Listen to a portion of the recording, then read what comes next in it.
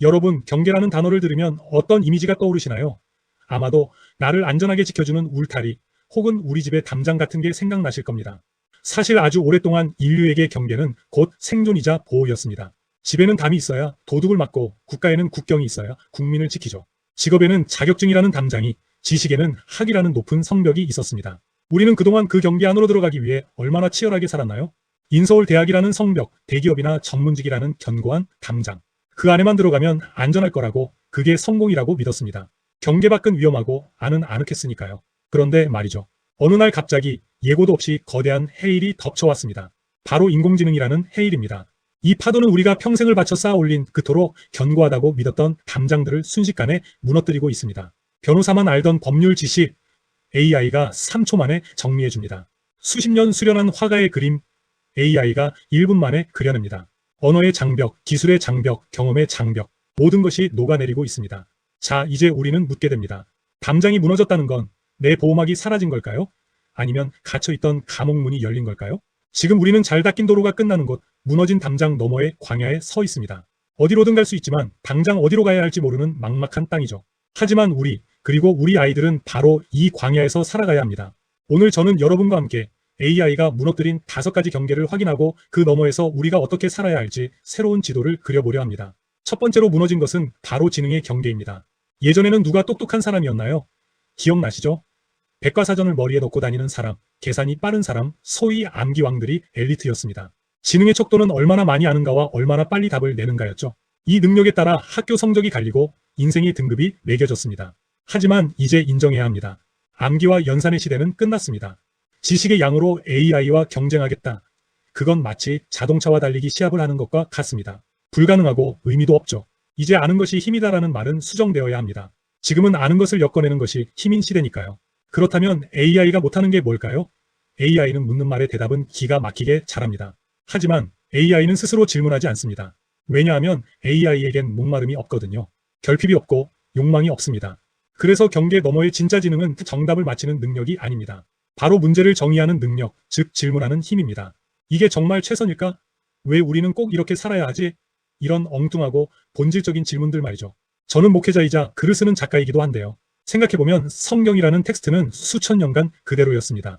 하지만 시대마다 누군가가 던지는 새로운 질문에 따라 그 텍스트는 전혀 다른 생명력을 얻었죠. AI 시대, 인간의 지능은 호기심과 의심이라는 인간 고유의 영역으로 확장되어야 합니다. 지능의 높은 담장이 무너진 그 폐허 위에서 우리는 질문이라는 꽃을 피워야 합니다. 두 번째, 정보의 경계가 무너졌습니다. 과거의 정보는 곧 권력이었습니다. 의사, 변호사, 교수님들. 이분들이 가진 권위의 원천은 무엇이었나요? 바로 일반인은 알 수 없는 전문 용어와 지식의 독점이었습니다. 환자분은 모르셔도 됩니다. 제가 시키는 대로 하세요. 정보의 담장 안에 있는 사람들은 그 지식을 움켜쥐고 권위를 지켰죠. 그런데 지금은 어떤가요? 진료실에 들어오는 환자가 의사보다 최신 논문을 더 많이 읽고 옵니다. 유튜브에는 전문가 뺨치는 식견이 넘쳐나고 검색 한 번이면 박사 학위 논문도 내 손안에 들어옵니다. 정보의 독점이 깨졌고 권위의 사다리는 무너졌습니다. 자, 정보가 공기처럼 흔한 세상입니다. 마냥 좋을까요? 오히려 우리는 길을 잃습니다. 너무 많아서 뭐가 진짜인지, 나에게 필요한 게 뭔지 알 수가 없죠. 그래서 이제 필요한 능력은 정보 수집이 아닙니다. 바로 정보 편집과 해석 능력입니다. 수많은 데이터 조각들 사이에서 맥락을 읽어내는 눈이 필요합니다. 팩트는 AI가 더 정확하게 찾습니다. 하지만 그 팩트가 지금 내 삶에, 우리 사회에 어떤 의미를 갖는지 연결하는 건 인간의 몫입니다. 마치 수천 년 전의 고문서를 오늘의 언어로 번역해서 사람들의 마음을 움직이는 설교자처럼 말이죠.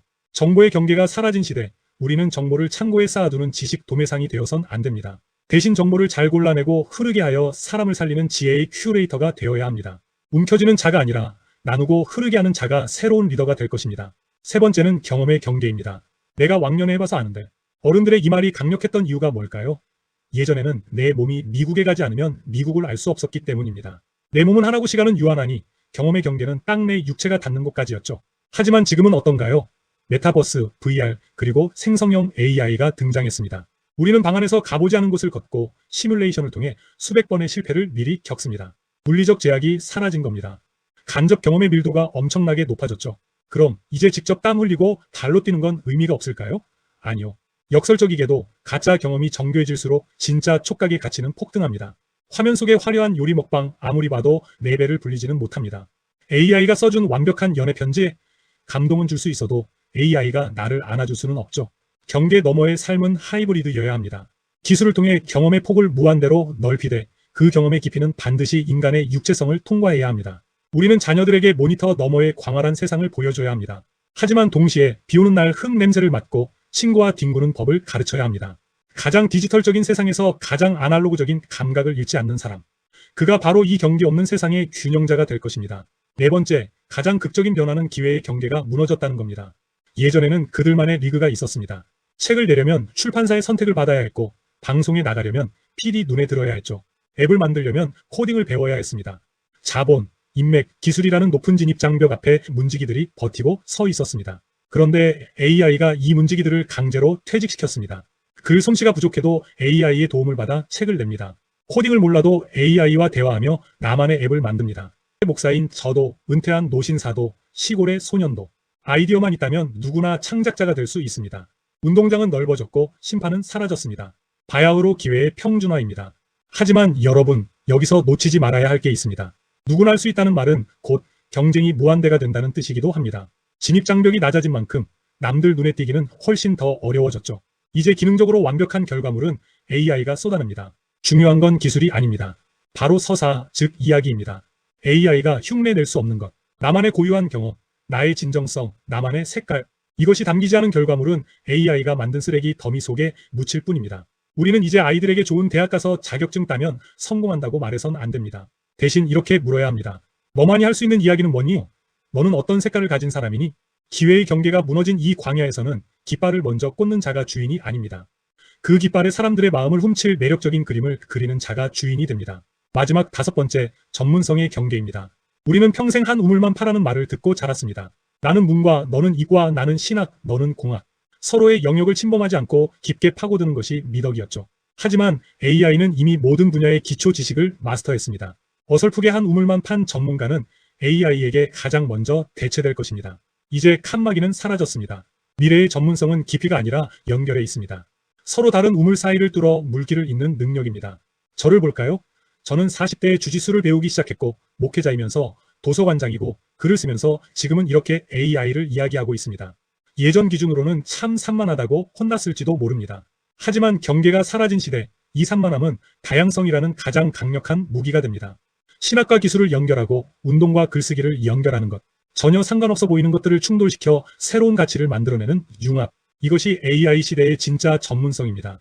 경계 너머의 전문가는 고립된 탑을 쌓는 사람이 아니라 흩어진 점들을 이어 별자리를 만드는 사람입니다. 우리는 지금까지 경계 안에서 사는 법만 배웠습니다. 울타리가 주는 안도감에 중독되어 있었죠. 그래서 울타리가 거친 지금 우리는 마치 벌거벗겨진 것처럼 불안하고 두렵습니다. 네, 두려운 것이 당연합니다. 하지만 관점을 조금만 바꿔볼까요? 경계가 사라졌다는 것은 동시에 한계가 사라졌다는 뜻이기도 합니다. 성경 속 이스라엘 백성은 이집트라는 거대한 제국의 시스템 안에서 노예로 살았습니다. 밥은 주지만 자유는 없는 곳이었죠. 하나님은 그들을 광야로 이끄셨습니다. 지붕도 없고 벽도 없는 척박한 땅. 하지만 그곳은 노예가 아닌 자유인으로 다시 태어나는 훈련장이었습니다. 지금의 인공지능 시대, 바로 우리에게 펼쳐진 디지털 광야입니다. 이제 남이 정해준 답, 남이 쳐놓은 울타리 안에서 사는 삶은 끝났습니다. 스스로 질문하고, 스스로 선택하고, 스스로 연결하는 주체적인 삶을 살아야 합니다. 이전 세대가 경계를 긋고 지키는 세대였다면 우리는 그 경계를 지우고 넘어서는 세대입니다. 그리고 우리 다음 세대는 애초에 경계 따윈 없었던 것처럼 저 넓은 하늘을 자유롭게 날아오를 것입니다. 두려워하지 마십시오. 무너진 담장 너머에 길 없는 길이 우리를 기다리고 있습니다. 그 길을 설렘으로 걸어가는 것, 그것이 바로 지금 우리 시대의 소명입니다.